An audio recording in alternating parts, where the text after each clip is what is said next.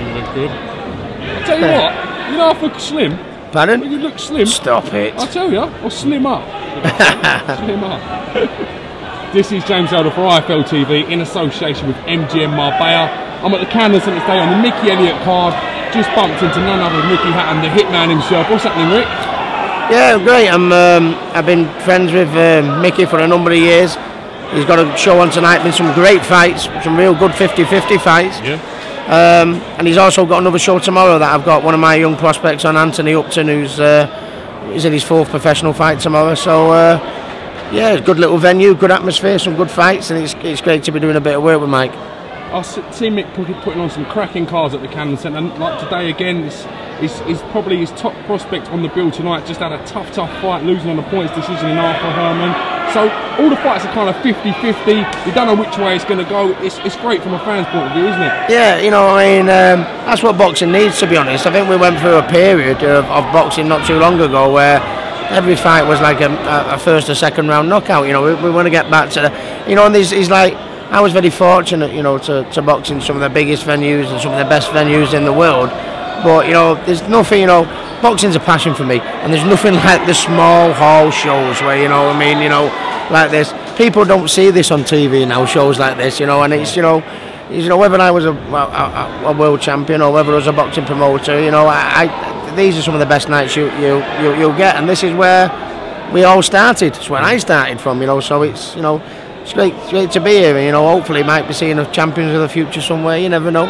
It's great to see yourself here. As I said, the small hall shows, to have someone like yourself of your calibre here, and I'm not sucking you off, Rick, I mean that in the nicest possible way. It's fantastic for the show, and I see the fighters in the dressing room just excited that you're going to watch them fight, do you know what I mean? Yeah, no, it's great, you know, I mean, I'm a boxing person, I'm not a business person, I'm a boxing person, and, you know, it's great to, you know, to work with Micky. I was friends with Mike before, you know, before anyone even really knew Ricky Hatton, you know, and you know, I've just bumped into Harold Graham there in the corridor, and just seen John Faxton, my old foe and good friend, in the corner there. It's great. It's great.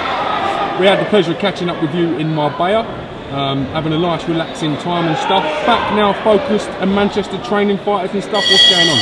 Yeah, you know, I'm training fighters. Like I said, I've got one fighting tomorrow, Hatton Jr. Yeah, you know, just loving it. I mean, I think we're working on a fight for Sergey Radchenko. Zakyanov, my European bantamweight champion, is going to be fighting in Belarus at the end of August. Lucas Brown's fighting in Wolverhampton on the Frankie Gavin undercard. You know, yeah, he's fighting an unbeaten I think it's a Ukrainian heavyweight who's, I think, something like 22 unbeaten with 16 knockouts, so a big test. But Lucas is on the verge of a world title now. He's in the top 10 of every single governing body. So, you know, it's exciting times for me. I have a smaller stable now, but I have a small stable of quality, you know, so yeah, I'm enjoying it. You know, at least, you know, with a smaller stable you can dedicate more time to it. Do you have trouble finding opposition for Lucas Brown? It seems to me that kind of a lot of people say his name, but when it comes to signing the contracts, the fights don't seem to be materialising the UK fighters. I don't think anyone's avoiding Lucas. I mean, I wouldn't blame him for doing so. He's a formidable puncher. But I've just come back from Australia where we've been working on fights. There's an Australian heavyweight there called Lepane who got stopped in 5 rounds by Klitschko. And there's another heavyweight from New Zealand. So there's some good fights out there.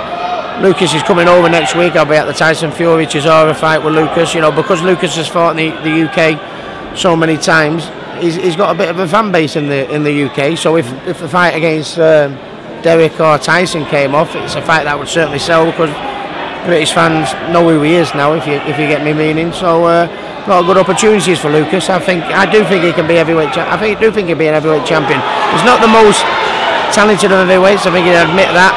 But with power like that, he's always got a chance. He punch like a mule, can't he? Yeah. What do you think of Derek Chisora versus Tyson Fury 2? It looks to be a fantastic card. How would you see that one down, Rick? Well, I say, I mean, Derek Chisora is the best Derek Chisora has ever been, really, to me. I think he's performing better than ever. Most active he's ever been. Yeah, and to be honest with you, I mean, with some of the talk that Tyson's coming out with, you know, I wouldn't blame Derek for having such a burning desire to try and beat Tyson, but you know, to be honest with you, Tyson's a Mancunian, and you know, I mean, I'm going to go behind my Mancunian friend Tyson. But I think it will be a very tight fight. I don't think, you know, Tyson's saying he's going to destroy him. I don't think Tyson will destroy him. I think he'll win. I think he'll win a very close competitive fight. Yeah. What did you make of Fury's comments in the press conference? Bit of banter, funny, bringing the game into disrepute. Well, what do you think, Rick? Well, it certainly sells tickets, but I have to say it was a bit naughty at Tyson, to be honest with you. He made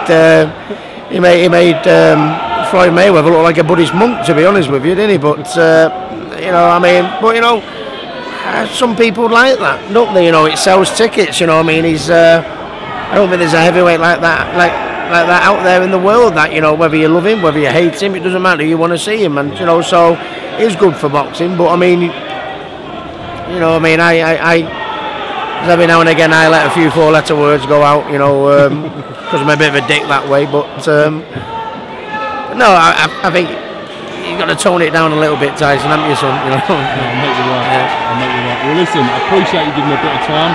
It's probably hotter in here than it was when we was in Marbella. I've never sweated as much, to be honest with you. I think by the time I get out of here, it'll be about featherweight. So back on fighting weight. Yeah. Any more plans to do any kind of meets with the public, stand-up comedy stuff, or like? No, I still do sportsman's dinners. I still do my charity work. I'm doing a bike ride in August.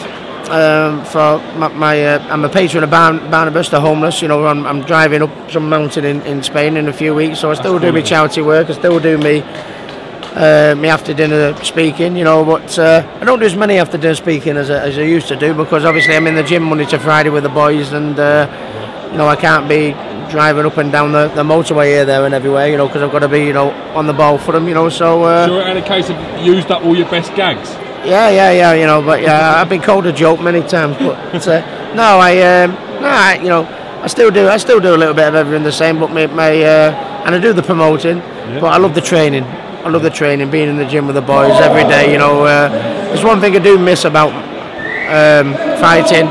It's being in the gym 7 days a week with your family. You know, I look back to the days when there was Anthony Farnell, Michael Gomez, Matthew Macklin, Paul Smith, Stephen Bell, my brother Matthew. Oh, you know, as hard as the game is, you used to look forward to going to the gym, and that's what I get now as a trainer. You know, I see the boys that I train as my family. I love them as much as I love my kids, to be honest with you. You know, and that's the type of I think that's the type of guy I am, and I just love being in the gym every day. And when I'm in the gym every day, I stay out of trouble.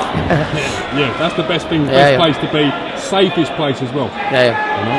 Listen, Rick, I appreciate you giving me a bit of time. So I'm going to let you go and watch the boxing and probably do another photo session, no doubt, while you're here. Yeah, I'm sure. Yeah. Thanks for giving IFL TV. My pleasure, as always. Yeah. And we'll see you real soon. Thanks, Rick. Just seeing how I can hold you here for now. Yeah. Fuck off now, come.